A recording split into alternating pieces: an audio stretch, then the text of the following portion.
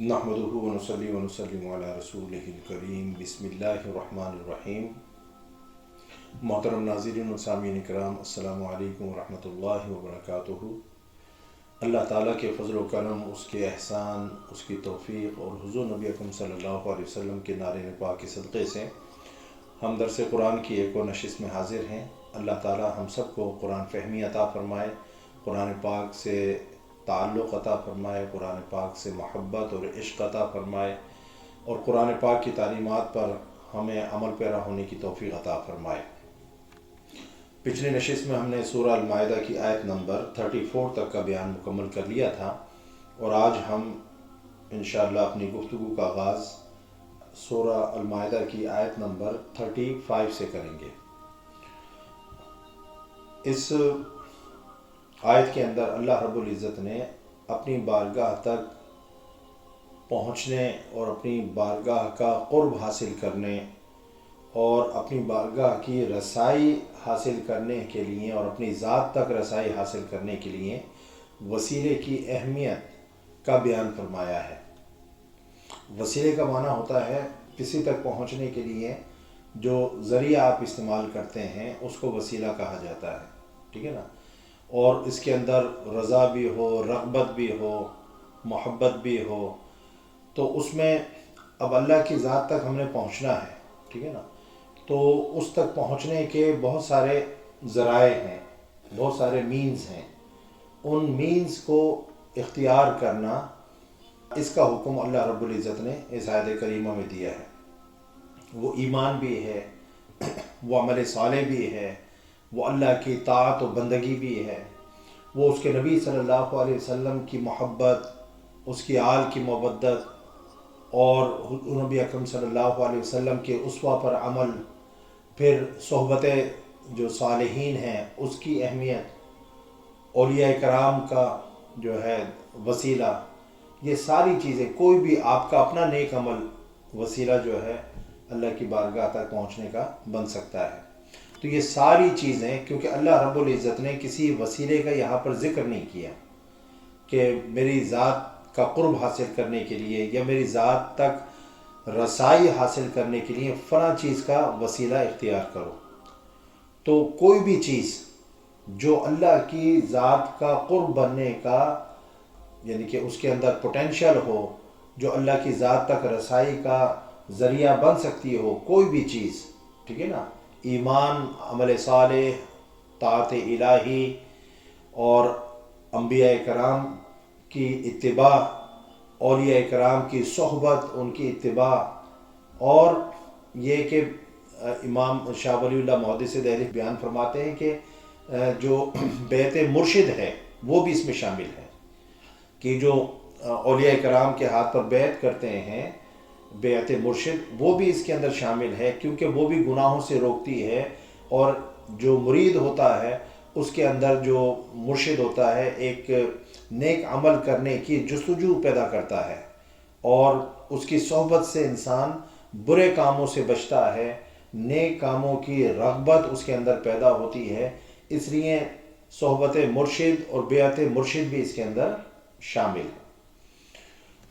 تو اس کے ذریعے سے کیا ہوگا کہ اللہ کی ذات کا قرب نصیب ہوگا اور اللہ کی ذات کی رسائی نصیب ہوگی۔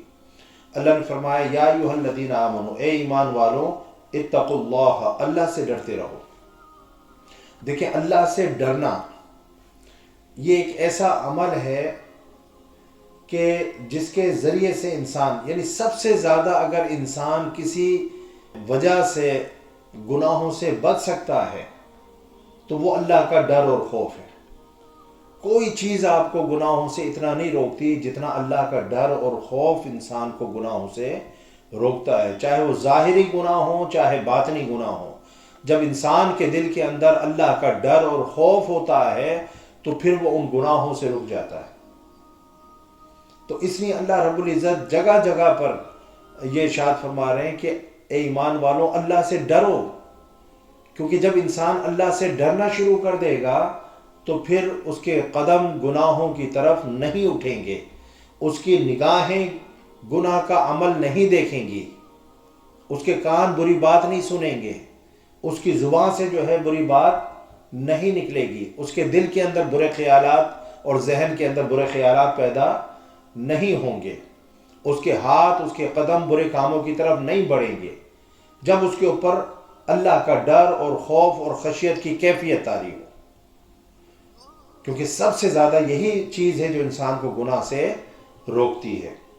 اور پھر فرمایا وابتغوا الیہ الوسیلۃ، اور اس کے حضور پہنچنے کا اور اس کی ذات کا قرب حاصل کرنے کا اور اس کی ذات کی رسائی ایکسیس حاصل کرنے کے لیے وسیلہ تلاش کرو۔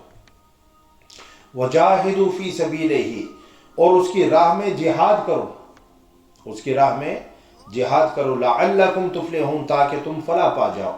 تو اس آیت کے اندر 3 باتوں کا اللہ تعالیٰ نے حکم دیا کہ اللہ کا ڈر اور خوف تمہارے اوپر جو ہے طاری ہو، دوسری یہ کہ اللہ کی ذات کا قرب اور اس کی رسائی حاصل کرنے کے لیے وسیلہ اختیار کرو، وہ وسیلہ دین اسلام کا ہو، ایمان کا ہو، اعمال صالحہ کا ہو، طاعت الہی کا ہو، انبیاء کرام کی اتباع کا ہو، اولیاء کرام کی صحبت کا ہو، یہ ساری چیزیں جو ہے اس کی ذات تک پہنچنے کا وسیلہ بن سکتی ہیں۔ اور تیسری چیز وجاہدوا فی سبیلہ، کہ اس کی راہ میں جہاد کرو، کیوں؟ لعلکم تفلحون، تاکہ تم کامیاب اور کامران بن جاؤ۔ اب دیکھیں پچھلی جو آیتیں گزری ہیں اس کے اندر اللہ رب العزت نے فساد فی الارض سے منع فرمایا تھا اور کہا تھا کہ جو شخص کسی ایک کو قتل کرتا ہے اور زمین کے اندر فساد برپا کرتا ہے تو یہ گویا ایسے ہے کہ اس نے ساری انسانیت کو قتل کیا۔ تو آپ دیکھیں کہ فساد فی الارض کو اللہ تعالیٰ نے اس طرح سے بیان فرمایا گویا اس نے ساری انسانیت کو تباہ و برباد کر دیا۔ اب جہاد بھی یعنی کہ اگر اس کو بظاہر دیکھیں تو اس کے اندر بھی فساد کا عنصر نظر آتا ہے، تو اللہ تعالیٰ فساد اور جہاد کے اندر فرق کر رہے ہیں۔ پہلے فساد کا بیان فرمایا کہ فساد زمین کے اندر اگر فساد کوئی برپا کرتا ہے تو اس سے معاشرے تباہ و برباد ہو جاتے ہیں، لیکن جہاد جو اپیرنٹلی لگتا فساد کی طرح سے، کیونکہ اس کے اندر بھی کیا ہوتا ہے، اس میں جنگ ہوتی ہے، اس میں قتل و غارت گری ہوتی ہے، اس کے اندر بلڈنگیں بھی تباہ ہوتی ہیں، اس کے اندر فصلیں بھی جو ہے اجڑتی ہیں، گو کہ اسلام نے ان چیزوں سے منع کیا ہے۔ لیکن جب جنگ ہو رہی ہوتی ہے تو میں یہ نہیں کہہ رہا کہ جان بوجھ کر، لیکن یہ ڈیمیج تو ہوتا ہے۔ تو فساد اور جہاد، تو کوئی شخص کہہ سکتا تھا کہ دیکھیں جی جہاد بھی تو فساد ہی ہے، تو بظاہر جو ہے جہاد اور فساد ایک ہی طرح سے جو ہے نظر آتا ہے، لیکن اللہ تعالیٰ نے فساد کی مذمت کی ہے، کیونکہ فساد کے اندر جو انٹینشن ہوتی ہے وہ انفرادی ہوتی ہے۔ کوئی انسان کچھ انفرادی طور پر انڈیویجول لیول کے اوپر کچھ گین کرنا چاہتا ہے، وہ اپنے مفاد کے لیے، اپنی منفیت کے لیے وہ دوسروں کو نقصان پہنچا رہا ہوتا ہے، اس کے اندر کوئی غرض جو ہے لوجہ اللہ للہ جو ہے اس عمل کی نہیں ہوتی، وہ صرف اور صرف جو ہے اپنے ذاتی اغراض و مقاصد کو پورا کرنے کے لیے، اپنی ذاتی فائدے کے لیے دوسروں کو نقصان پہنچا رہا ہوتا ہے۔ تو فساد میں یہ عنصر ہوتا ہے، لیکن جہاد جو ہوتا ہے وہ خالصتاً اللہ کی رضا کے لیے اللہ کے حکم سے کیا جاتا ہے، ٹھیک ہے نا، اور اس میں کوئی ذاتی آپ کا فائدہ نہیں ہوتا، بلکہ ذاتی طور پر تو دیکھیں جو جہاد کر رہا ہوتا ہے اس کا بظاہر نقصان ہی ہوتا ہے، وہ زخمی بھی ہوتا ہے، وہ ادھر شہید بھی ہوتا ہے، گو کہ اللہ کے بارگاہ میں اس کے یعنی درجات اس کو بہت اونچے نصیب ہوتے ہیں، لیکن بظاہر تو اس کا جو ہے دیکھیں نا اس کا جسم زخمی ہو رہا ہے، اس کی جان جا رہی ہے، اس کو یا اس کی فیملی کو دنیاوی اعتبار سے کیا فائدہ ہو رہا ہے، ٹھیک ہے نا۔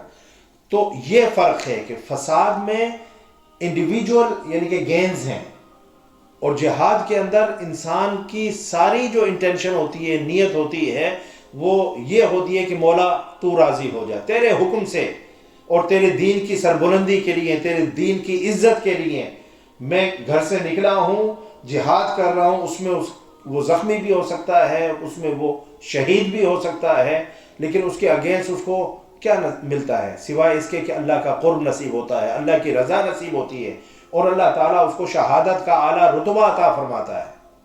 تو فساد اور جہاد دونوں کے درمیان فرق کرنا چاہیے. دونوں الگ الگ چیزیں ہیں. ایک کا مقصد صرف جو ہے ذاتی مفادات ہیں اور دوسری کا مقصد جو ہے وہ اللہ کے دین کا مفاد ہے. پھر جو ہے لعلکم تفلحون، تاکہ تم فلاح پا جاؤ. تو اگر اللہ سے ڈرو گے تب بھی فلاح پا جاؤ گے. اللہ کی بارگاہ تک پہنچنے کا، اللہ کا قرب حاصل کرنے کا کوئی وسیلہ تلاش کرو گے تب بھی جو ہے کامیاب و کامران ہو جاؤ گے. اور اگر اللہ کی راہ میں جہاد کرو گے تب بھی اللہ تعالیٰ تمہیں کامیاب و کامران فرمائے گا. 3 چیزوں کا ذکر فرمایا اور تینوں چیزوں کا حاصل کیا ہے، نتیجہ کیا ہے، آؤٹ کم کیا ہے. اللہ فرما رہا ہے تم کامیابی حاصل کر لو گے. اور اس کامیابی سے مراد جو ہے وہ دنیاوی کامیابی بھی ہے اور اخروی کامیابی بھی ہے. دنیا میں بھی انسان جو ہے اللہ کی اطاعت کے ذریعے سے، اس کے نبی صلی اللہ علیہ وسلم کی اتباع کے ذریعے سے، دین اور شریعت کے احکامات پر عمل کرنے کے ذریعے سے اور قرآن کی تعلیمات پر عمل کرنے کے ذریعے سے کامیاب و کامران ہوتا ہے. جو ان چیزوں کو چھوڑ دیتا ہے وہ دنیا میں بھی ناکام ہوگا اور آخرت میں بھی ناکامی ہے. اور جو ان چیزوں پر عمل کرتا ہے اللہ تعالیٰ دنیا میں بھی اس کو کامیاب و کامران فرماتا ہے اور آخرت میں بھی عزت اور کامرانی اس کا مقدر بنتی ہے.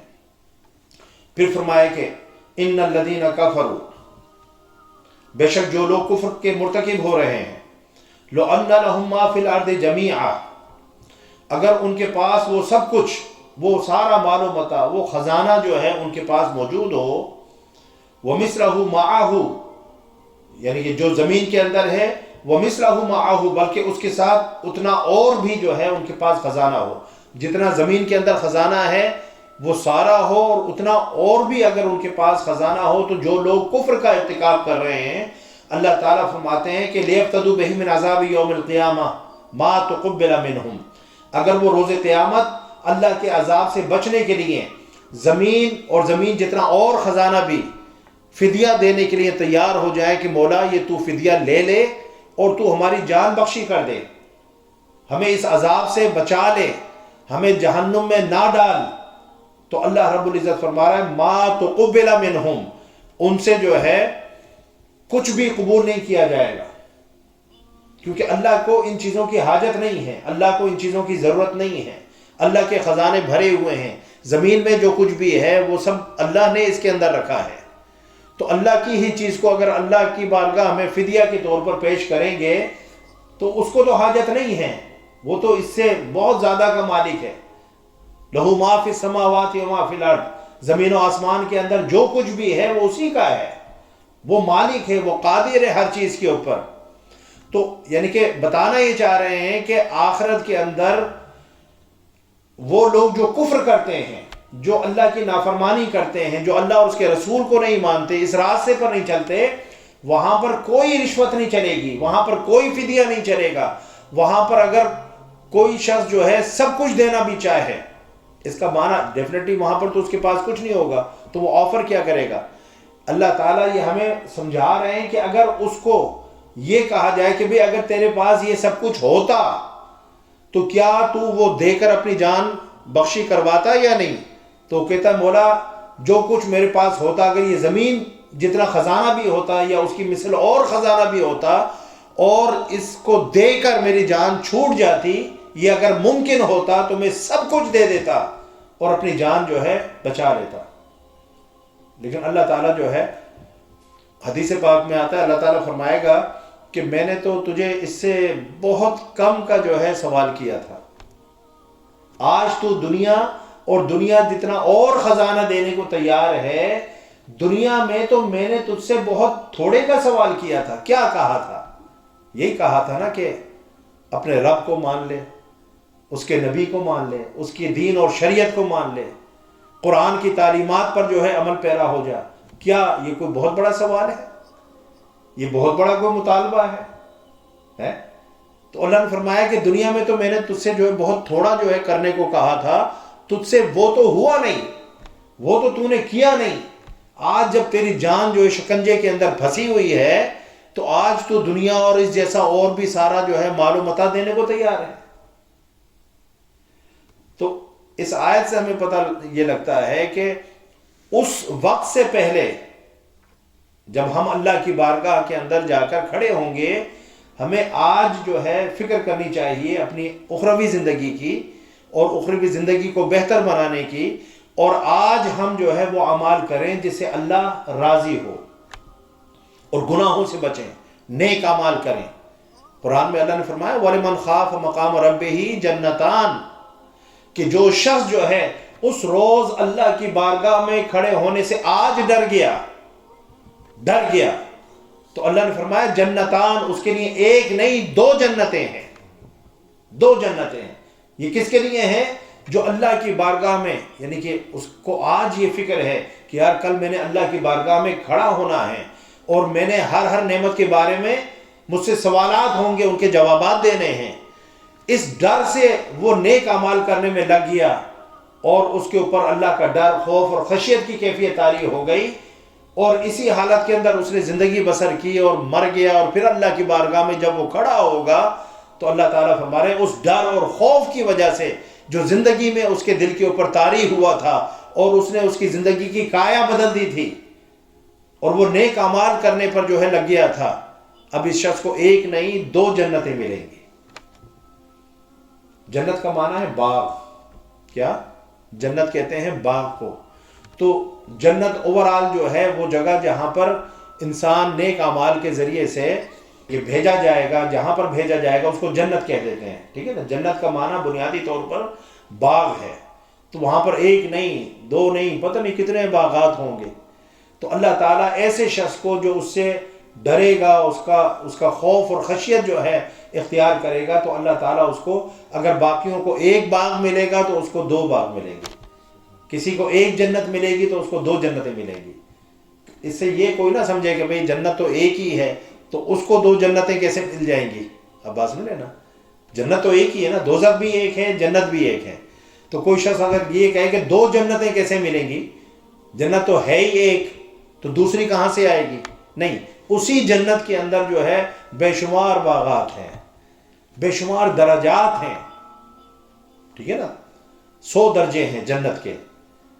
تو جس طرح ایک بلڈنگ ہوتی ہے اس کے اندر جو ہے 100 فلور ہوتے ہیں، فلور 1 2 3 100، تو اسی طریقے سے، اور حضور نبی اکرم صلی اللہ علیہ وسلم نے فرمایا کہ ہر جو درجہ ہے اس کے درمیان جو فرق ہے، جو تفاوت ہے، وہ ایسے ہی ہے جیسے زمین اور آسمان۔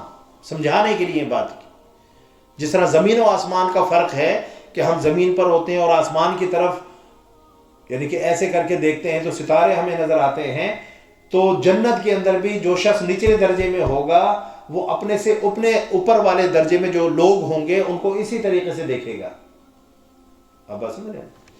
لیکن آنا جانا ہوگا، آنا جانا رہیں گے اپنی اپنی یعنی کہ جگہوں پر اور جنتوں میں، اور خاص طور پر جو اوپر والے ہوں گے ان کو آنے جانے کی، ملنے ملانے کی اجازت ہوگی۔ تو اللہ رب العزت فرما رہا ہے کہ وَلَهُمْ عَذَابٌ عَلِيمٌ، ان سے کچھ بھی قبول نہیں کیا جائے گا اور ان کے لیے دردناک عذاب ہے۔ کن کے لیے؟ کافروں کے لیے۔ تو پتہ یہ لگا کہ ہمارے لیے خیر اسی میں ہے کہ ہم ایمان کا راستہ اختیار کریں، اعمال صالحہ کا راستہ اختیار کریں، نیکی اور تقوی کا راستہ اختیار کریں، اللہ کا خوف اور خشیت ہمارے دلوں پر طاری ہو تاکہ ہم گناہ سے باز رہیں اور نیک اعمال کرنے کا داعیہ ہمارے اندر پیدا ہوتا رہے۔ پھر اللہ تعالیٰ فرماتا ہے کہ جب ان کو جہنم میں بھیج دیا جائے گا، جو ان کے لیے دردناک عذاب ہے، یریدون ان یخرجوا من النار، وہ چاہیں گے کہ کسی طرح دوزخ سے نکل جائیں، دوزخ سے نکلنے کی کوشش کریں گے۔ جس طرح سے قیدی ہوتا ہے، جیل کے اندر بند ہوتا ہے، تو بعض قیدی جو ہے جیل کو توڑ کر بھی باہر نکل آتے ہیں، تو وہ کوشش کرتے ہیں کہ کسی طریقے سے ہمیں قید سے رہائی مل جائے۔ ایسا ہوتا ہے نا، واقعات ہوتے ہیں، پاکستان میں تو بہت ہوتے ہیں۔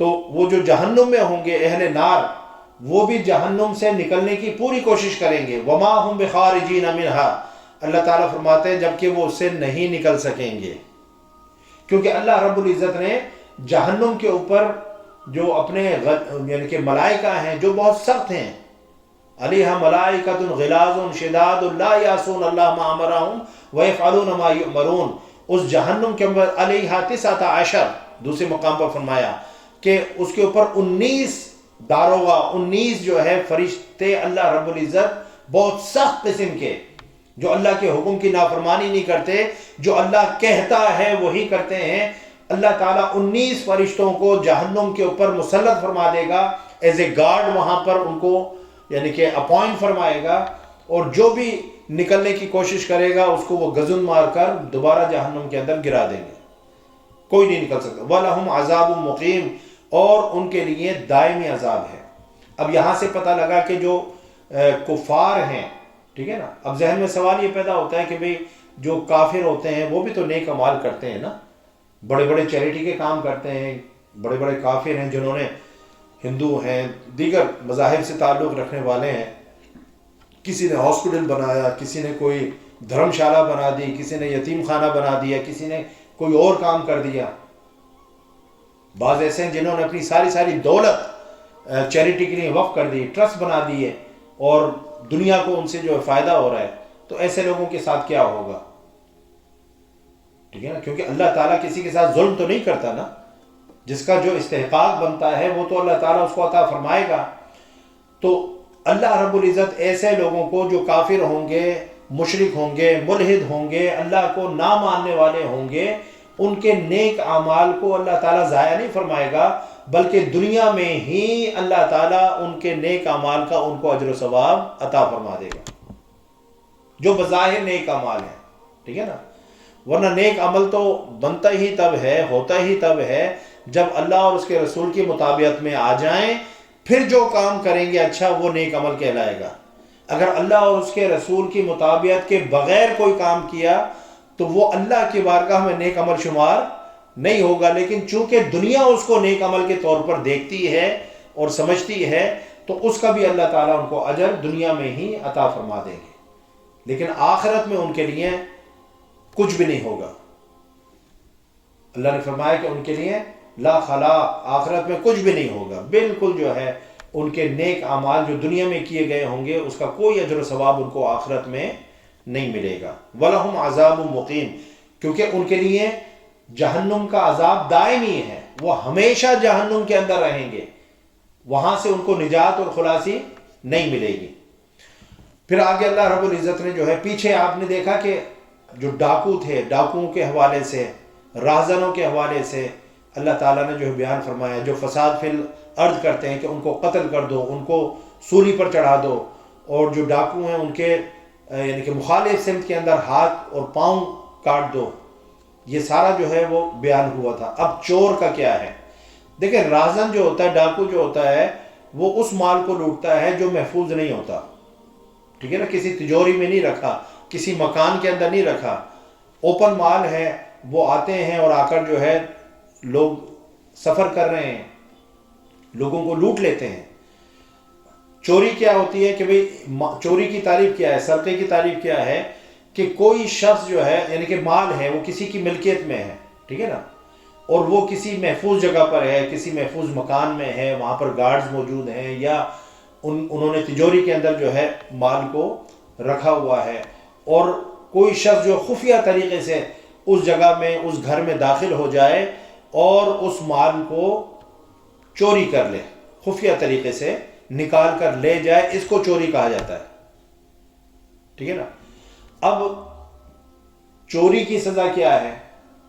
چوری کی سزا یہ ہے، اللہ تعالیٰ نے فرمایا وَالسَّارِقُ وَالسَّارِقَةُ فَاقْطَعُوا أَيْدِيَهُمَا جَزَاءً بِمَا كَسَبَا نَكَالًا مِنَ اللَّهِ وَاللَّهُ عَزِيزٌ حَكِيمٌ، اور چوری کرنے والا چاہے وہ مرد ہو یا چوری کرنے والی عورت ہو، دونوں کو اللہ تعالیٰ نے الگ الگ بیان فرمایا۔ نارملی کیا ہوتا ہے، جتنے بھی احکامات ہیں، نماز کا حکم ہے، زکوٰۃ کا حکم ہے، روزے کا حکم ہے، اللہ تعالیٰ مذکر کا صیغہ استعمال فرماتے ہیں، اس میں مؤنث جو ہے شامل ہو جاتی ہے، ٹھیک ہے نا۔ مرد کو خطاب ہوتا ہے لیکن عورتیں بھی اسی کے اندر شامل ہیں، لیکن یہ حدود کا معاملہ ہے، اور حدود جو ہیں وہ ذرا سے شبے کے ساتھ بھی ثابت ہو جاتی ہیں، اس لیے اللہ رب العزت نے مرد کا جو ہے الگ ذکر کیا، عورت کا الگ ذکر کیا، کیونکہ شک پیدا ہو سکتا تھا نا، شبہ پیدا ہو سکتا تھا کہ بھئی اگر وسارے کو صرف کہا جاتا تو اس سے مراد مرد چور ہوتا، تو عورتیں کہہ سکتی تھیں کہ بھئی اگر عورتیں چوری کریں تو اس کا تو ذکر قرآن میں آیا ہی نہیں، تو ایک شبہ پیدا ہو سکتا تھا۔ تو حدود ہے نا، یہاں پر ہاتھ کاٹے جانے ہیں، ٹھیک ہے نا، تو اس لیے اللہ رب العزت نے جب ایسی چیز کو جس پر حد لگنی ہے بیان کیا تو اس میں مرد اور عورت دونوں کو الگ الگ بیان کیا.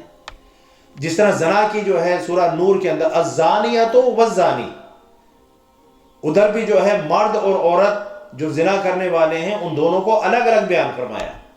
ایک بیان کر کے دوسرے کو اس کے اندر شامل نہیں کیا، کیونکہ اگر غیر شادی شدہ ہیں تو 100 کوڑے پڑنے ہیں، شادی شدہ ہیں تو سنسار کیا جانا ہے. تو یہ حد چونکہ ان پر لاگو ہونی ہے، اس لیے اللہ تعالیٰ نے بغیر کسی شک و شبے کے واضح طور پر دونوں کا بیان کیا، تاکہ کوئی یہ نہ کہہ سکے کہ بھئی یہ تو آپ کے لیے ہے، ہمارے لیے تو ہے ہی نہیں.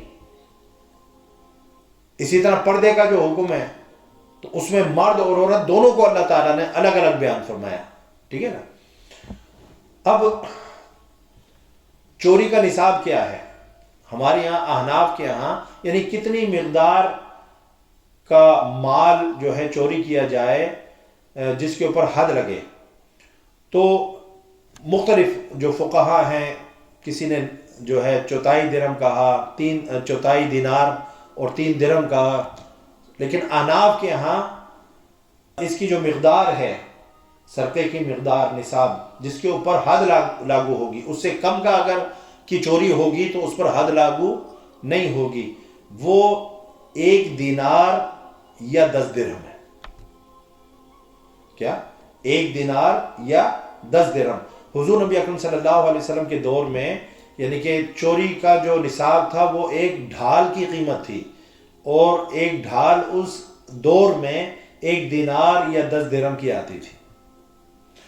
تو جس طرح مہر کی کم سے کم رقم 10 درہم ہے تو اسی کے حساب سے جو ہے تو چوری کا نصاب کیا ہے 1 دینار یا 10 درہم. اس مقدار کی اگر چوری ہوگی، اتنی مالیت کی اگر چوری ہوگی تو اس کے اوپر حد لاگو ہوگی. لیکن اس میں بھی بہت ساری شرائط ہیں.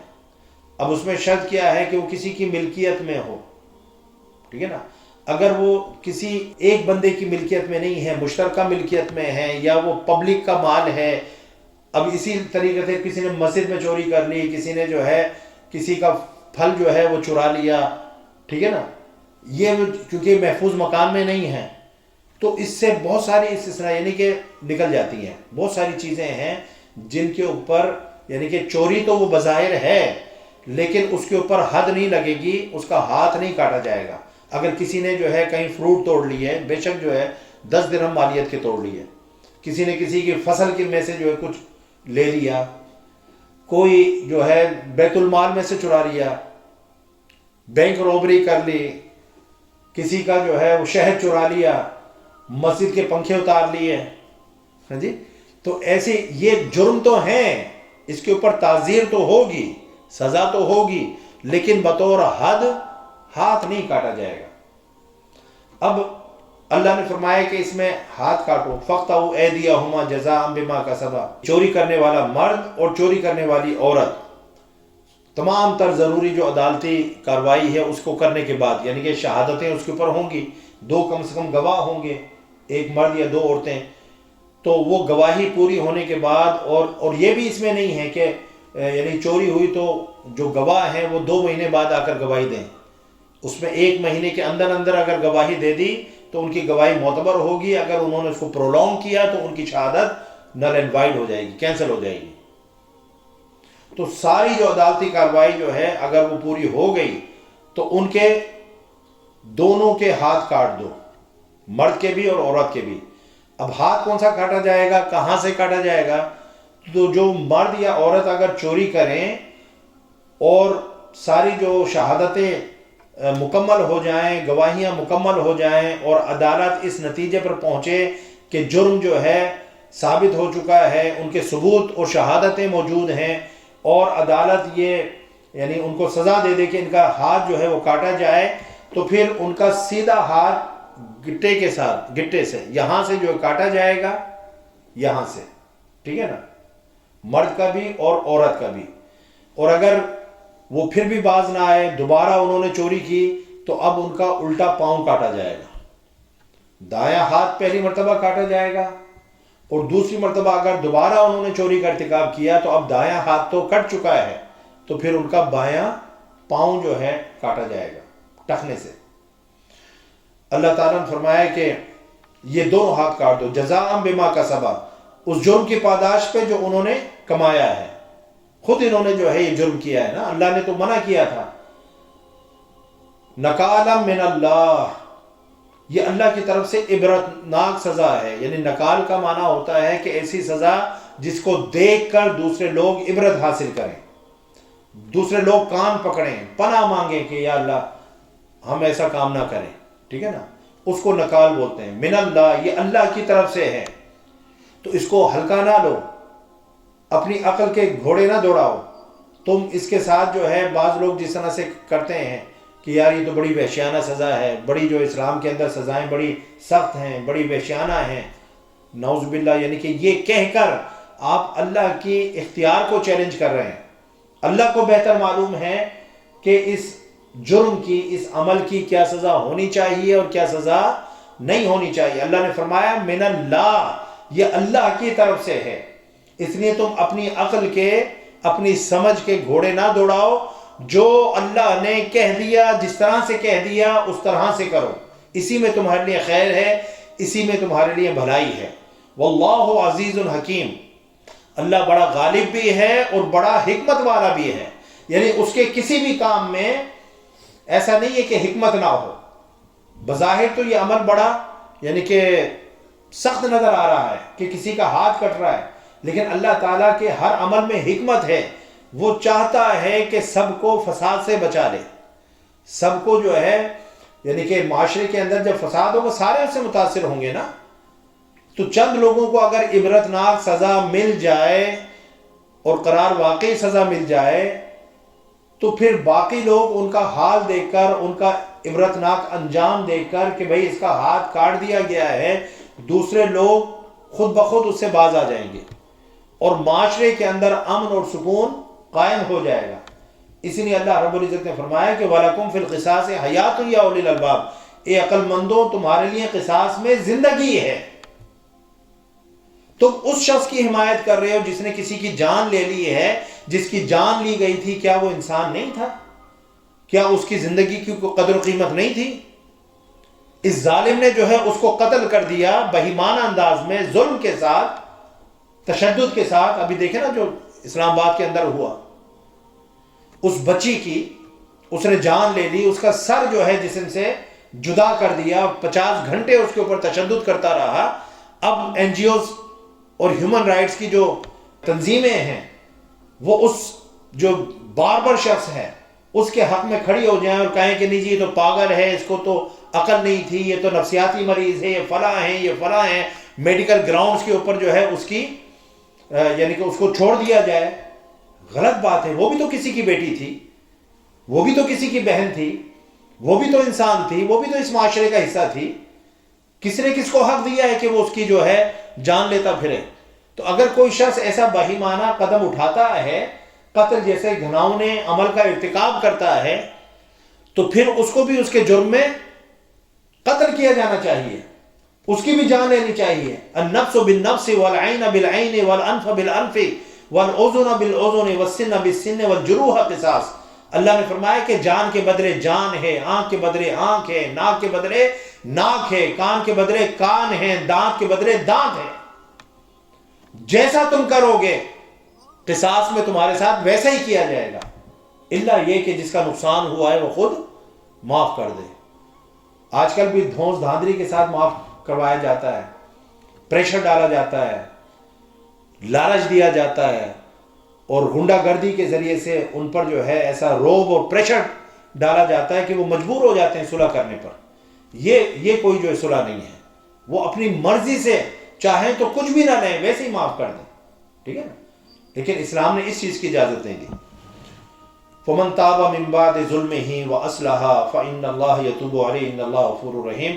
پھر جو شخص اپنے ظلم کے بعد توبہ اور اصلاح کر لے، توبہ اور اصلاح کر لے، فإن اللہ یتوب علیہ، تو بے شک اللہ اس پر رحمت کے ساتھ رجوع فرمانے والا ہے۔ ان اللہ غفور رحیم، یقیناً اللہ بڑا بخشنے والا، بہت رحم فرمانے والا ہے۔ اب یہ بات ذہن میں رکھ لیں، ڈاکے میں اور چوری میں فرق ہے۔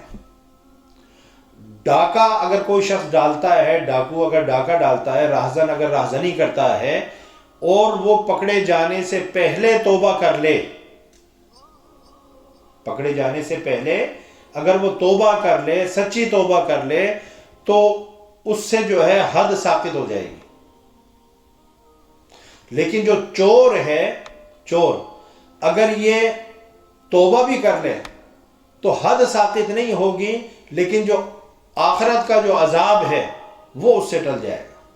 جس طرح کل بھی میں نے آپ کو بتایا تھا کہ توبہ کرنے سے آخرت کا عذاب اس سے ٹل جائے گا اگر اس نے سچے دل سے توبہ کر لی تو، لیکن دنیا میں اس پر حد جاری ہوگی، الا یہ کہ اس کے اوپر جو ہے پردہ پڑا رہا، وہ پکڑ میں نہیں آیا، شہادتیں قائم نہیں ہوئیں، جرم ثابت نہیں ہوا، چوری کی تھی، ایک قاتل ہے اس نے قتل کیا تھا، پکڑائی میں نہیں آیا، جرم ثابت نہیں ہوا، یا شہادتیں موجود نہیں تھیں، یا پکڑ میں بھی آیا تو چھوٹ گیا کیونکہ ایویڈنس موجود نہیں تھی۔ اب بات سمجھ رہے ہیں نا؟ تو ایسی صورت میں اب اس کے جرم پر پردہ پڑ گیا۔ اللہ تعالیٰ ستار العیوب بھی تو ہے نا، عیبوں پر پردہ ڈالنے والا ہے۔ اب اس کے عیبوں پر پردہ ڈل گیا، اب خود سے انسان جو ہے بس اللہ سے معافی مانگے۔ اگر کوئی غلط کام، گناہ کبیرہ کا ارتکاب ہو گیا ہے تو یہ نہ کرے کہ اپنا جو ہے گناہ اپنے منہ سے جو ہے اعلان کرتا پھرے، اس کی بڑائی کرتا پھرے، اس پر فخر کرتا پھرے۔ جس طرح بعض لوگ ہمارے ہوتے ہیں کہ گناہ بھی کرتے ہیں اور پھر اس پر فخر بھی کرتے ہیں، اس کو چار لوگوں کے سامنے فخری انداز میں بیان بھی کرتے ہیں، ہے یا نہیں؟ ہو گیا ہے تو اللہ جو ہے پردہ ڈالنے والا ہے۔ اور ہمیں بھی بحیثیت انسان حکم یہی ہے کہ اگر کسی کا کوئی عیب دیکھو، ٹھیک ہے نا، تو اس کے اوپر پردہ ڈال دو، الا یہ کہ آپ کو گواہی کے لیے بلایا گیا ہو، ٹھیک ہے نا۔ اب آپ کو جب گواہی کے لیے بلایا گیا ہے، شہادت کے لیے بلایا گیا ہے، تو اب یہ آپ نہ کہیں کہ نہیں مجھے تو پتہ ہی کچھ نہیں ہے۔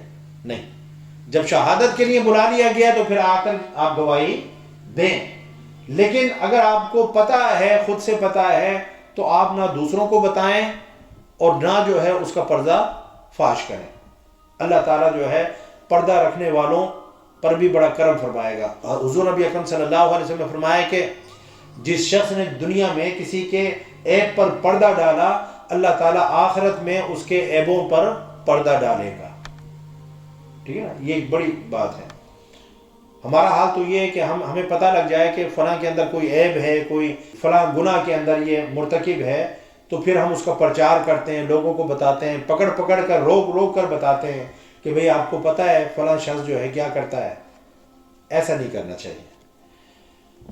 تو چوری میں اور ڈاکے میں یہ فرق ہے۔ ان اللہ غفور الرحیم، بے شک اللہ جو ہے بڑا بخشنے والا اور بہت رحم فرمانے والا ہے۔ الم تعلم ان اللہ لہ ملک السماوات والارض، انسان کیا تو نہیں جانتا کہ آسمان اور زمین کی ساری بادشاہت جو ہے وہ اللہ ہی کے لیے ہے۔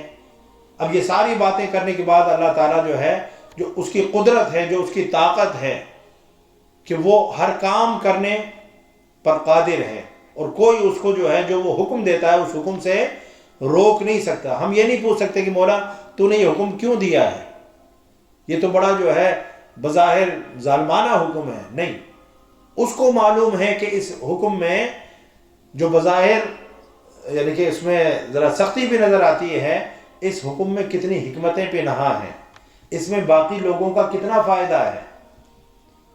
کیونکہ دیکھیں معاشرہ انسانوں سے بنتا ہے، اگر ہم اس طرح سے ڈھیل دے دیں، چھوٹ دے دیں، اور جب کوئی یعنی کہ گناہ کا ارتکاب کرے، کسی جرم کا ارتکاب کرے، اس کو اگر سزا ہی نہیں ہو، تو پھر تو ہر شخص جو دلیر ہو جائے گا، ہر شخص جری ہو جائے گا، ہر شخص کی ہمت جو ہے وہ بلند ہو جائے گی، اور وہ کہے گا جی اس نے کیا ہے، اس کو کچھ نہیں ہوا تو میں بھی کروں گا، مجھے کچھ نہیں ہوگا۔ تو ایسے معاشرے جہاں پر جرائم کے اوپر سزا نہیں دی جاتی، وہاں پر کرائم ریٹ بہت بڑھ جاتا ہے، وہاں پر لوگوں کی عزتیں لوٹی جاتی ہیں، وہاں پر قتل و غارت گری ہوتی ہے، ٹھیک ہے نا۔ اب انڈیا میں دیکھ لیں کہ ہر 5 منٹ کے اندر ایک ریپ ہوتا ہے، یعنی یہ ایک یعنی کہ لیول ہے۔ امریکہ میں دیکھ لیں کتنے جو ہے قتل ہو رہے ہیں اور کتنے ریپس ہو رہے ہیں، کیوں؟ کیونکہ قانون ایسے بنا دیے ہیں جو مجرم کو فائدہ دیتے ہیں، جو مجرم کے حق میں جاتے ہیں۔ اسلام یہ کہتا ہے کہ مجرم کے ساتھ ہمدردی نہیں ہونی چاہیے، مجرم کی پشت پناہی نہیں ہونی چاہیے۔ جس نے جرم کیا ہے اس کو ایسی سزا دو تاکہ دوسرے دیکھیں تو عبرت کا نشان بن جائے۔ آپ دیکھیں سعودی عرب میں، ہم نہیں کہتے کہ وہاں پر اسلام مکمل طور پر نافذ ہے، ملوکیت ہے اور بہت سارے معاملات ہیں جہاں پر وہ پورے حقوق لوگوں کو نہیں دیتے، لیکن انہوں نے یہ جو جرائم کے قلعہ کے لیے ہیں اور اس کے خاتمے کے لیے انہوں نے جو قوانین اسلامی ہیں وہ انہوں نے نافذ کر دیے ہیں، اور اس کے نفاذ کی وجہ سے وہاں پر معاشرے میں امن ہو گیا ہے، چوریاں نہیں ہوتی، ڈکیتیاں نہیں ہوتی، ہاں جی، اگر کوئی یعنی اس طرح سے کھلے عام نہیں ہوتی ہوں گی چوری چھپے جو پکڑ میں نہیں آتی، لیکن جب کوئی پکڑ میں آ جائے تو اس کو پھر جو سزا ہے وہ پوری ملتی ہے۔ اس کی وجہ سے آپ دیکھیں لوگ دکانیں کھلی چھوڑ جاتے ہیں، اذان ہوتی ہے نماز کے لیے دکانیں کھلی چھوڑ جاتے ہیں، یا ہلکا سا پردہ جو ہے سامنے کر دیتے ہیں، کوئی چوری نہیں ہوتی، ان کا سامان کوئی چوری نہیں کرتا۔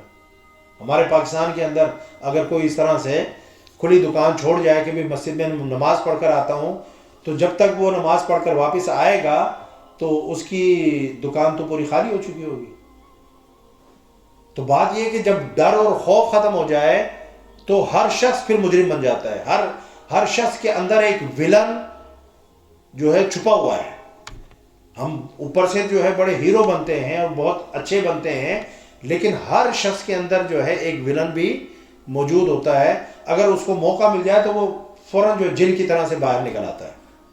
اب دیکھیں نا جب انسان غصے میں ہوتا ہے تو پھر کیسا اس کا رویہ ہوتا ہے، سمجھ ہی نہیں آ رہا ہوتا کہ یہ شخص وہی ہے، یہ تو بڑا اچھے مسکرا کر ملنے والا تھا، ہنس کر ملنے والا تھا، یہ تو اتنا جو ہے اچھا انسان تھا، یہ تو اس کا روپ میں نے پہلے دیکھا ہی نہیں۔ تو وہ روپ کہاں سے آیا؟ وہ اندر ہی تھا، موقع کی تلاش میں تھا، جب اس کو موقع ملا وہ روپ جو ہے نیگیٹو، اس کا جو رول تھا وہ باہر آ گیا ہے یا نہیں؟ تو اللہ رب العزت نے فرمایا کہ اللہ تعالیٰ زمین و آسمان کا جو ہے مالک ہے، ساری بادشاہی اس کے لیے ہے۔ یعذب من یشاء ویغفر لمن یشاء، وہ جسے چاہتا ہے بخش دیتا ہے، اور اللہ تعالیٰ جو ہے جسے چاہتا ہے اس کو عذاب دے دیتا ہے۔ تو یہ اللہ کے فیصلے ہیں، اور اللہ تعالیٰ جو ہے ہر چیز پر خوب قدرت رکھتا ہے۔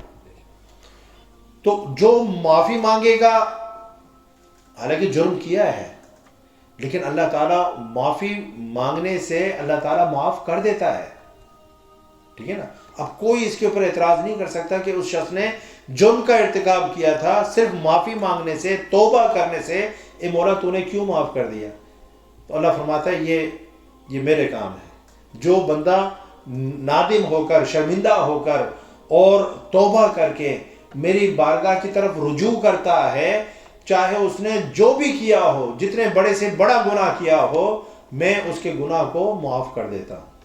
اور ایک مرتبہ نہیں، اگر 10 مرتبہ بھی وہ توبہ کر کے توڑے، 70 مرتبہ بھی وہ توبہ کر کے توڑے، اور پھر وہ سچی توبہ کر کے اللہ کی بارگاہ میں حاضر ہو جائے تو اللہ تعالیٰ اس کو معاف فرما دیتا ہے۔ پھر اللہ نے فرمایا یا ایھا رسول لا یحزنک الذین یسارعون فی الکفر من الذین قالوا آمنا بافواہہم ولم تؤمن قلوبہم۔ اب یہاں سے اللہ رب العزت پھر جو ہے یہودیوں اور عیسائیوں اور منافقوں کا ذکر فرما رہا ہے۔ دیکھیں دو گروہ تھے نا، یہودی اور عیسائی، اور یہودیوں میں ہی سے بعض لوگ ایسے تھے جو بظاہر یہ کہتے تھے کہ ہم مسلمان ہیں اور اندر سے وہ اسلام نہیں لے کر آئے تھے، جنہیں ہم منافق کہتے ہیں۔ تو اللہ رب العزت جو ہے ان کا ذکر فرما رہے ہیں۔ اب بیسیکلی ہوا کیا، یہ اس کے پیچھے جو ہے دو یعنی کہ شان نزول ہیں اس آیت کے۔ ایک تو یہ کہ یہودیوں کے دو قبیلے تھے، بنو نذیر اور بنو قریظہ۔ اچھا یہ آپس میں بھی لڑتے رہتے تھے، ان کی آپس میں بھی نہیں بنتی تھی۔ بنو نذیر جو تھے یہ بہت مالدار بھی تھے اور طاقتور تھے، اثر و رسوخ والے تھے، بڑے یعنی کہ طاقتور تھے، اور بنو قریظہ جو تھے یہ کمزور تھے، ان کا اتنا کوئی اثر و رسوخ نہیں تھا۔ تو ہوتا کیا تھا کہ انہوں نے آپس میں معاہدہ کر رکھا تھا، اب کمزور کا کیا معاہدہ ہوتا ہے؟ معاہدہ تو طاقتور کا ہوتا ہے، وہ تو معاہدہ مسلط کیا جاتا ہے نا. کمزور نے تو مجبوری میں اور کمزوری میں صرف دستخط کرنے ہوتے، ماننے کے سوا اس کے پاس کوئی چارہ تو نہیں ہوتا. تو بنو نذیر نے جو ہے کیا ان کے ساتھ دیت کا اور اس کا معاہدہ کیا ہوا تھا کہ اگر بنو قریظہ، ٹھیک ہے نا، اگر ہم جو ہے بنو قریظہ کے کسی بندے کو اگر مار دیتا ہے، ہمارا کوئی بندہ ان کے کسی بندے کو مار دیتا ہے، تو قصاص کے طور پر ہمارا بندہ نہیں مارا جائے گا. کیا؟ اگر بنو نذیر کا کوئی بندہ بنو قریظہ کے بندے کو مار دیتا ہے تو قصاص میں بنو قریظہ بنو نذیر کے کسی بندے کو نہیں مار سکتے، ٹھیک ہے نا. ہاں دیت دی جائے گی، اور دیت بھی کتنی تھی؟ 70 وسق یا وساق، کھجوریں جو ہے 70 وساق، ٹھیک ہے نا. ایک وسق کے اندر تقریباً جو ہے 220 یا 240 کلو کھجور ہوتی ہے، تو 70 وساق جو ہے دیت. اس کے برعکس اگر جو ہے بنو قریظہ بنو نذیر کے کسی بندے کو مار دے گا تو پھر ان کا بندہ جو ہے قصاص کے طور پر بھی مارا جائے گا، قصاص بھی لیا جائے گا، اور دیت ڈبل لی جائے گی.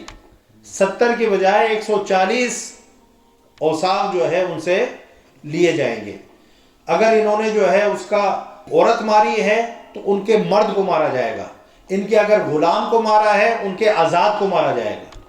یعنی اس طریقے سے جو ہے بالکل ان بیلنس یہ قانون تھا. تو وہ وہاں پر جو ہے انہوں نے، اب بنو قریظہ چونکہ کمزور تھے دونوں یہودی قبیلے، لیکن ان میں بھی آپس میں جس طرح حضور نبی اکرم صلی اللہ علیہ وسلم نے فرمایا نا کہ یہودی 71 جو ہے فرقوں میں بٹے، اور جو عیسائی ہیں وہ 72 فرقوں میں، اور میری امت 73 فرقوں میں تقسیم ہوگی، اور ان میں سے ایک فرقہ جو ہوگا وہ ناجی ہوگا.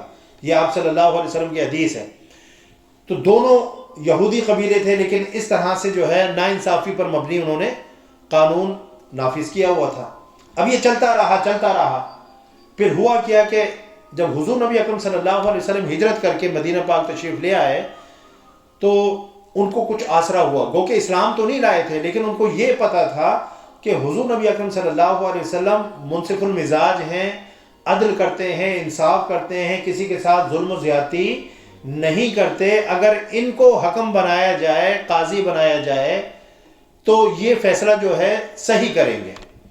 تو حضور نبی اکرم صلی اللہ علیہ وسلم کی موجودگی میں جب آپ مدینہ تشریف لے آئے تو ایسا ہوا کہ بنو قریظہ جو کمزور قبیلہ تھا، انہوں نے جو ہے ان کے کسی بندے نے، لڑائیاں تو ہوتی ہیں، ان کے کسی بندے نے بنو نذیر کے ایک بندے کو مار دیا. اب بنو نذیر نے مطالبہ کیا کہ قصاص بھی دو اور ڈبل جو دیت ہے وہ بھی دو.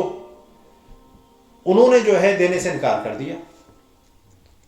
تھوڑی سی ہمت پیدا ہو گئی. پہلے تو یہ ہمت نہیں تھی، لیکن حضور نبی اکرم صلی اللہ علیہ وسلم کی موجودگی اور ان کی رحمت سے ان کو بھی یہ فائدہ ہوا کہ ان کو تھوڑی سی ہمت ہو گئی، تھوڑی جرت ہو گئی. انہوں نے کہا جی ہم تو یہ ظلم ہے، ناانصافی ہے کہ قصاص بھی لو اور دیت بھی جو ہے ڈبل لو، دونوں کام ایسا نہیں ہوگا، ہم تمہیں جو ہے یہ کام نہیں کرنے دیں گے. اب جھگڑا پیدا ہو گیا. اب اس جھگڑے کو نمٹانے کے لیے انہوں نے کہا جی محمد صلی اللہ علیہ وسلم ان کو حکم بناتے ہیں، فیصلہ وہ کریں گے. اچھا، ان کا یہ تھا کہ شاید جو ہے اسلام چونکہ تھوڑا ذرا اسلام میں دین میں آسانی ہے، نرمی ہے، تو ان کے جو قوانین ہوں گے وہ بھی تھوڑے سے نرم ہوں گے. تو جو ان کے سرکردہ تھے بنو نذیر کے جو سردار تھے وہ خود تو نہیں آئے، کیونکہ تکبر تھا، رعونت تھی کہ ہم خود کیوں جائیں. انہوں نے ان لوگوں کو جو بظاہر مسلمان ہو گئے تھے اور اندر سے مسلمان نہیں ہوئے تھے، ادھر بھی آ کر ملتے تھے ادھر بھی آ کر ملتے تھے، منافق جو تھے یہودیوں میں سے، انہوں نے ان کو آگے کر دیا کہ تم جاؤ اور جا کر ویسے جو ہے مسئلہ پوچھو، محمد صلی اللہ علیہ وسلم سے مسئلہ پوچھو. اگر تو وہ جو کچھ بتائیں ہمارے فیور میں ہو تو پھر ہم خود بھی چلے جائیں گے اور بات چیت کر لیں گے، اور اگر جو وہ مسئلہ بتائیں وہ ہمارے فیور میں نہ ہو تو پھر ہمیں جانے کی ضرورت کیا ہے. انہوں نے ان کو آگے لگایا. اب یہ جو ہے کہ قتل کے بدلے قتل، یہ تو ہم پیچھے پڑھ آئے ہیں کہ اللہ رب العزت نے بنی اسرائیل کے اندر من اجر ذالک کتبنا علی بنی اسرائیل انہ من قتل نفسا بغیر نفس او فساد فی الارض فکأنما قتل الناس جميعا ومن احیاء فکأنما احیا الناس جميعا. یہ پیچھے ہم جو ہے پڑھ چکے ہیں. اور یہ کہ النفس بالنفس والعین بالعین والانف بالانف یہ بھی جو ہے بنی اسرائیل کے اندر تھا. تو وہی قانون قصاص اور دیت تھا جو آج ہمارے ہاں ہے. تو حضور نبی اکرم صلی اللہ علیہ وسلم لیکن انہوں نے وقت کے ساتھ ساتھ کیا کیا, چونکہ تحریف کرتے تھے, تبدیلی کرتے تھے, کبھی پوری جو ہے آیتیں تبدیل کر دیتے تھے, کبھی آیتوں کے معنی تبدیل کر دیتے تھے, ٹھیک ہے نا. تو انہوں نے جو ہے اس کے اندر اپنے لوگوں کے لیے گنجائش پیدا کر لی. لیکن اسلام کی جو تعلیمات ہیں وہ تو حضور نبی اکرم صلی اللہ علیہ وسلم خود موجود تھے. تو آپ صلی اللہ علیہ وسلم نے فرمایا کہ یہ بالکل ظلم ہے, زیادتی ہے. اگر جس نے جو ہے قتل کیا ہے قصاص میں اسی کو قتل کیا جائے گا, اور اگر دیت کی بات ہے تو دیت اتنی ہی دی جائے گی جتنی یہ تمہیں دیت دیتے ہیں, ٹھیک ہے نا. کوئی تفاوت نہیں ہے کہ ایک طاقتور قبیلہ ہے تو اپنی طاقت اور زور کے بلبوتے پر زیادہ جو ہے دیت لے لے. تو حضور نبی اکرم صلی اللہ علیہ وسلم نے یہ فیصلہ فرما دیا. یہ فیصلہ ان کو جو ہے پسند نہیں آیا. پھر ایک واقعہ جو ہے وہ زنا کا بھی ہوا. تو اس کے اندر بھی جو ہے یہودیوں نے کہ بھئی ان سے پوچھتے ہیں کہ کیا معاملہ ہے. تو حضور نبی اکرم صلی اللہ علیہ وسلم نے جو ہے جو زنا کی سزا ہے اس کو بیان فرما دیا. تو انہوں نے جو ہے فیصلہ ماننے سے انکار کر دیا. اس وقت تک یہ آیت جو ہے جو زنا والی تھی وہ نازل نہیں ہوئی تھی. تو حضرت جبریل امین کو اللہ رب العزت نے بھیجا اور انہوں نے جو ہے آ کر حضور نبی اکرم صلی اللہ علیہ وسلم کو جب وہ آیتیں نازل ہوئیں تو آپ صلی اللہ علیہ وسلم نے بیان فرما دیا. اب اس میں ہوا یہ کہ انہوں نے کہا نہیں بھئی یہ تو بہت سزا ہے نا, سخت سزا ہے کہ زانی کی سزا جو ہے اس کو سنسار کرنا.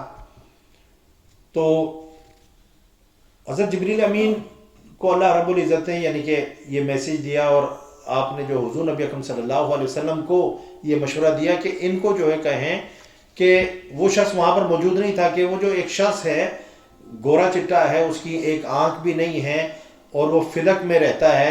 فدق ایک مقام کا جو باغ فدق بھی جس کے نام سے ہے, وہ فدق ایک مقام کا نام ہے, ابن سوریہ اس کا نام تھا. اور وہ یہودیوں میں اس کے متعلق جانتے ہو. انہوں نے کہا ہاں جی وہ تو ہمارا سب سے بڑا عالم ہے, اس سے بڑا تو یہودیوں میں عالم بھی کوئی نہیں ہے. تو آپ صلی اللہ علیہ وسلم نے فرمایا کہ اس سے نہ فیصلہ کروا لیں. کہ ٹھیک ہے جی اس سے فیصلہ کروا لیتے ہیں. اس کو بلایا گیا. اس کو جب بلایا گیا تو حضور نبی اکرم صلی اللہ علیہ وسلم کو وحی کے ذریعے سے یہ اطلاع دے دی گئی تھی کہ تورات کے اندر بھی اس کی سزا یہی تھی. گو کہ انہوں نے چھپا لی تھی اپنے لوگوں کے لیے, انہوں نے نئے مسئلے جو ہے وہ پیدا کر لیے تھے, نئے فتوے جاری کر دیے تھے.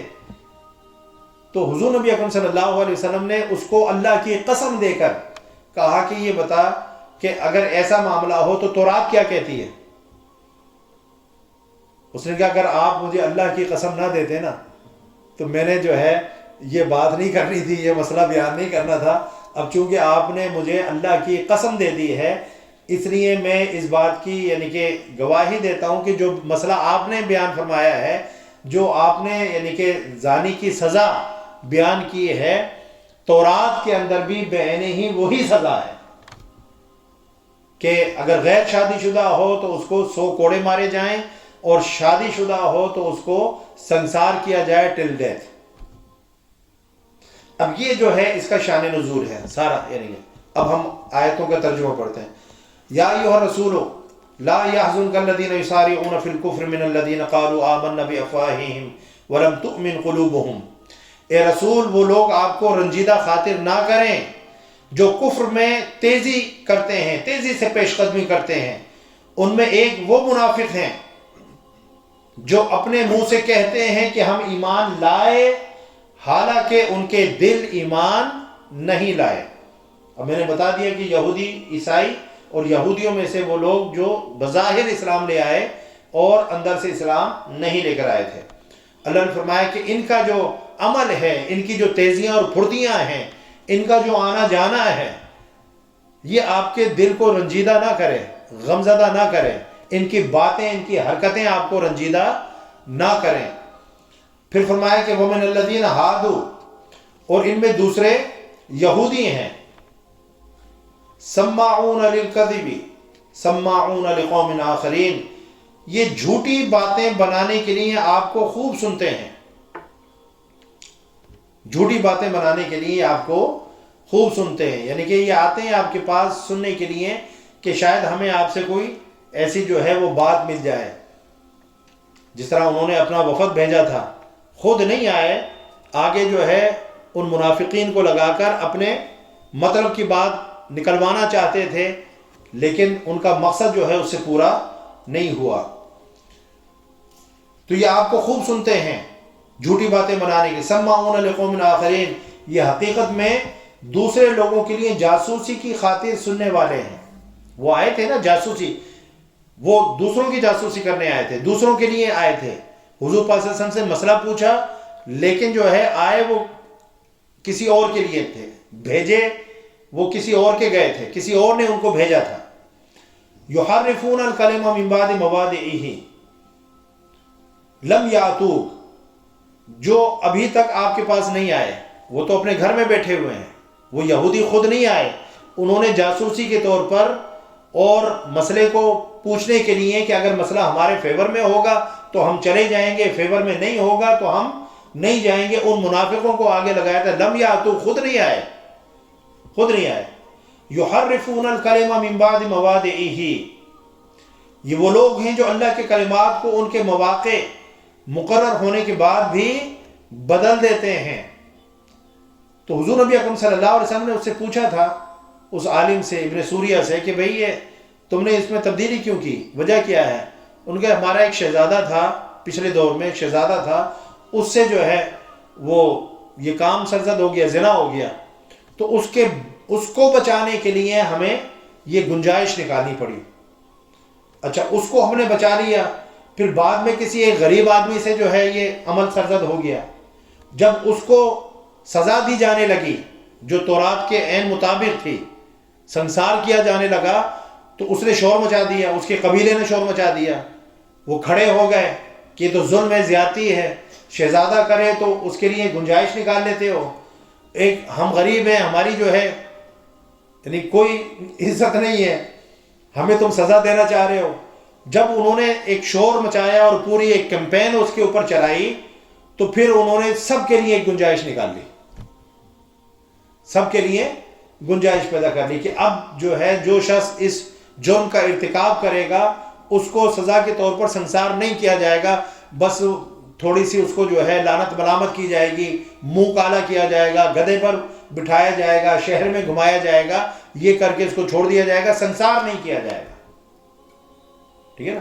اللہ تعالیٰ فرما رہا ہے یحرفون الکلم من بعد مواضعہ، یہ وہ لوگ ہیں جو اللہ کے کلمات کو ان کے مواقع مقرر ہونے کے بعد بھی بدل دیتے ہیں.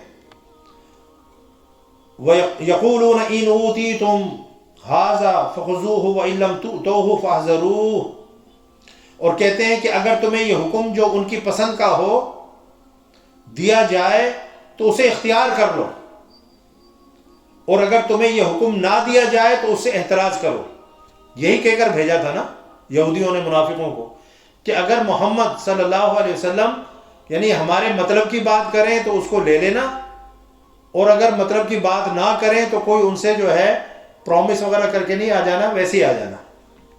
تو اللہ تعالیٰ اس کا بیان فرما رہے ہیں کہ جو حکم ان کی پسند کا ہو وہ دیا جائے تو اسے یعنی کہ اختیار کر لیتے تھے، اور جو حکم نہ دیا جائے اس کو اعتراض کرو. وَمَن يُرِدِ اللَّهُ فِتْنَتَهُ فَلَن تَمْلِكَ لَهُ مِنَ اللَّهِ شَيْئًا، اور اللہ جس شخص کی گمراہی کا ارادہ فرما لے تو تم اس کے لیے اللہ کے حکم کو روکنے کا ہرگز کوئی اختیار نہیں رکھتے. اگر کسی شخص نے جرم کیا ہے، کسی یعنی کہ گھناؤنے جرم کا اور گناہ کبیرہ کا ارتکاب کیا ہے، تو تم اللہ کے حکم کو روکنے والے کون ہوتے ہو؟ اللہ نے حکم دیا ہے اس کو ہر ایک کے اوپر، چاہے وہ بڑا ہو یا چھوٹا ہو، طاقتور ہو یا کمزور ہو، ٹھیک ہے نا، بے اثر ہو یا با اثر ہو، اس حکم کو پوری طریقے سے پوری روح کے ساتھ اس کو نافذ کرو. یہی بات حضور نبی اکرم صلی اللہ علیہ وسلم نے ارشاد فرمائی تھی. جب ایک مقدمہ آپ کے پاس آیا چوری کا، تو آپ صلی اللہ علیہ وسلم نے فرمایا کہ ایک عورت تھی وہ چوری کے اندر ملوث تھی، تو آپ صلی اللہ علیہ وسلم نے اس کا ہاتھ کاٹنے کا حکم دیا، تو یعنی کہ سفارشیں آنی شروع ہو گئیں، آپ صلی اللہ علیہ وسلم کے اوپر جو ہے دباؤ ڈالنے کی انہوں نے کوشش کی، تو حضور نبی اکرم صلی اللہ علیہ وسلم نے فرمایا کہ تم سے پہلے جو قومیں تھیں وہ اسی لیے تباہ و برباد ہوئیں کہ جب ان کے با اثر اور مقتدر اور طاقتور حلقے کسی جرم کا ارتکاب کرتے تھے تو ان کو چھوڑ دیا جاتا تھا، اور کمزور ناتواں غریب اگر کوئی جرم کر لیتا تھا تو اس کو پوری سزا دی جاتی تھی۔ آپ نے فرمایا کہ اگر میری بیٹی فاطمہ بھی اس جرم کا ارتکاب کرتی تو میں اس کا بھی ہاتھ کاٹ دیتا۔ آج ہمارے معاشروں کا یہی المیہ ہے کہ ہمارے جو بڑے ہوتے ہیں اگر وہ جیل، اول تو ان کو جیل ہوتی نہیں ہے، اگر جیل چلے بھی جائیں تو ان کو وہاں پر وی آئی پی جو ہے پروٹوکول ملتا ہے، وہاں پر ایئر کنڈیشن ملتے ہیں، ان کے کھانے پک کر گھر سے جاتے ہیں، ان کی جو مالشیں بھی پہنچتے ہیں ان کی مالش کرنے کے لیے، ساری فیسلٹیز ان کو جیل کے اندر مہیا کی جاتی ہیں۔ پھر چند دن بعد وہ بیمار ہو جاتے ہیں، پھر علاج کے بہانے ان کو جو ہے جیل سے نکالا جاتا ہے، پھر اچھے اور مہنگے ترین جو ہاسپٹلز ہوتے ہیں ان کے وی آئی پی جو ہے کمرے ہوتے ہیں اس کے اندر ان کو رکھا جاتا ہے، اور جب تک عدالت جو ہے ان کو چھوڑ نہ دے ان کی بیماری ٹھیک نہیں ہوتی۔ پھر زور یہ ہوتا ہے کہ اس مرض کا علاج جو ہے ہمارے ملک میں پاکستان میں نہیں ہو سکتا، اب اس کے علاج کے لیے ہمیں لندن جانا ہے، اس کے علاج کے لیے ہمیں امریکہ جانا ہے، اس کے علاج کے لیے ہمیں یورپ جانا ہے۔ پھر گنجائش ان کے لیے نکالی جاتی ہے، 10 روپے کے مچلکوں کے اوپر ان کو ضمانتیں دے کر اور علاج کے نام پر ان کو ملک سے باہر بھیج دیا جاتا ہے۔ ایسا ہوتا ہے یا نہیں ہوتا؟ یہ وہ چیز ہے جو معاشروں کو تباہ کرتا ہے۔ حضور نبی اکرم صلی اللہ علیہ وسلم نے فرمایا کہ عدل اور انصاف جس معاشرے کے اندر نہیں ہوگا، کفر پر مبنی نظام چل سکتا ہے، ظلم پر مبنی نظام نہیں چل سکتا۔ جن معاشروں کے اندر عدل و انصاف نہیں ہوتا وہ معاشرے تباہ و برباد ہو جاتے ہیں۔ آج یہی حال ہمارے ملکوں میں ہو رہا ہے کہ امیروں کے لیے قانون اور ہے، غریبوں کے لیے قانون اور ہے۔ وہ کہتے ہیں وکیل کیوں کریں، جج ہی نہ کر لیں، سیدھا جج کرتے ہیں۔ وکیل کرنے کے پہلے وکیل کیے جاتے تھے، اب کہتے ہیں سیدھا جج کر لو۔ یہ عدالت کی توہین نہیں ہے، لیکن سوچنے کی بات ہے کہ ہماری عدالتوں کا معیار اتنا نیچے کیوں آ گیا ہے، ہمارے وکلاء کا معیار اتنا نیچے کیوں آ گیا ہے، کیوں 4 پیسوں کے لیے جو ہے وہ اپنے دین کا، ایمان کا سودا کر لیتے ہیں۔ ان کو پتہ ہے کہ یہ ظالم ہے۔ ابھی دیکھیں نا یہ جو واقعہ اسلام آباد کا ہوا ہے، اب جس شخص نے بالکل وہ ہتھیاروں کے ساتھ پکڑا گیا ہے، سارا کچھ جو ہے سامنے ہے، لیکن اس کے وکیل اس کو بچانے کے لیے سر دھڑ کی بازی نہیں لگائیں گے، کیونکہ انہوں نے پیسے پکڑے ہوں گے نا، بھاری رقم جو ہے اس کے والدین نے ان کو دی ہوگی، تو پورا زور لگا دیں گے اس کو بیمار، کہ یہ ذہنی طور پر بیمار ہے اور یہ جو ہے یہ پاگل ہے، یہ فلاں ہے، یہ سائیکو ہے، طرح طرح کی جو ہے سرٹیفکیٹ بنائے جائیں گے، پھر ڈاکٹرز بھی اس کے اندر انوالو ہو جائیں گے، اور پوری کوشش کر کے اس کو جو ہے بچا کر پھر جو ہے بیرونی ملک سے دباؤ آ جائے گا، این جی اوز کھڑی ہو جائیں گی، اور اس کو بچا کر جو ہے واپس جہاں سے وہ آیا تھا وہاں بھیج دیا جائے گا۔ ایسے ہی ہوتا ہے نا ہمارے ملکوں میں۔ تو اللہ رب العزت فرمائے کہ اللہ اکبر، وَمَن يُرِدِ اللَّهُ فِتْنَتَهُ فَلَن تَمْلِكَ لَهُ مِنَ اللَّهِ شَيْئًا، اور اللہ جس شخص کی گمراہی کا ارادہ فرما لے تو تم اس کے لیے اللہ کے حکم کو روکنے کا ہرگز کوئی اختیار نہیں رکھتے۔ اولئک الذین لم یرد اللہ ان یطہر قلوبہم، یہی وہ لوگ ہیں جن کے دلوں کو پاک کرنے کا اللہ نے ارادہ ہی نہیں فرمایا۔ لہم فی الدنیا خزی ولہم فی الآخرۃ عذاب عظیم، ان کے لیے دنیا میں بھی کفر کی ذلت ہے اور ان کے لیے آخرت میں بھی بڑا عذاب ہے۔ سماعون للکذب اکالون للسحت، یہ لوگ جھوٹی باتیں بنانے کے لیے جاسوسی کرنے والے ہیں۔ اکالون للسحت، مزید یہ کہ یہ حرام مال خوب کھانے والے ہیں، کیونکہ فتوے دیتے ہیں نا، فتوے دیتے ہیں، لوگوں کے من پسند فتوے دیتے ہیں۔ آج ہمارے دین اسلام کے اندر بھی یہ ہو رہا ہے، ہمارے علماء بھی جو ہے گنجائش نکالنے کی جو ہے کوشش کرتے ہیں، من پسند فتوے دیتے ہیں۔ دنیا کا مال دنیا میں رہ جانا ہے، 4 پیسوں کے لیے انسان اپنا دین، اپنا ایمان بیچ دے اور شریعت کے اوپر کمپرومائز کر لے تو اس سے بڑی لعنت کیا ہوگی؟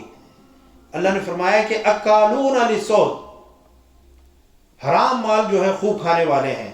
فَإِن جَاءُوكَ فَاحْكُم بَيْنَهُمْ وَأَعْرِضْ عَنْهُمْ، تو اللہ رب العزت نے فرمایا کہ اگر یہ لوگ آپ کے پاس کوئی معاملہ لے کر آئیں، کوئی اختلافی معاملہ جو ہے وہ لے کر آئیں، تو آپ کو آپشن ہے، اختیار ہے، فَاحْكُم بَيْنَهُمْ، کہ آپ ان کے درمیان فیصلہ فرما دیں، او عارض عنہم، یا ان سے گریز کر لیں. وَإِن تُعْرِضْ عَنْهُمْ فَلَن يَضُرُّوكَ شَيْئًا، اور اگر آپ ان سے گریز بھی فرما لیں تو تب بھی یہ آپ کو ہرگز کوئی ضرر، کوئی نقصان نہیں پہنچا سکتے، کیونکہ اللہ تعالیٰ آپ کی حفاظت کرنے والا ہے، اللہ تعالیٰ آپ کا حامی و مددگار ہے. وَإِنْ حَكَمْتَ فَاحْكُم بَيْنَهُمْ بِالْقِسْطِ، اور اگر آپ فیصلہ فرمائیں تو ان کے درمیان بھی عدل ہی کے ساتھ فیصلہ فرمائیں.